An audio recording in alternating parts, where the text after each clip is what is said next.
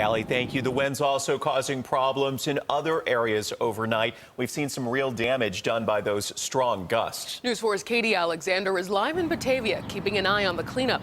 Katie, how does it look? Well, Brittany and Jordan, we're seeing some sure signs of the seriously strong wind gusts from overnight around this area here in Batavia. On our drive into town, we saw quite a few branches down in people's yards. And of course, there's this. If you ever wanted to see what the top of one of those canopies over a gas station looked like, this is your chance. It was quite the sight here last night, too, after the strong winds toppled the top of this gas station here on Main Street.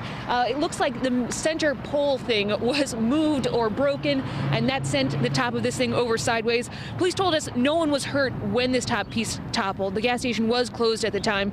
Police here had their hands full overnight, though, blocking roads where wires had fallen. The photographer here last night saw wires arcing with flames showing as crews continued to work to take care of the mess.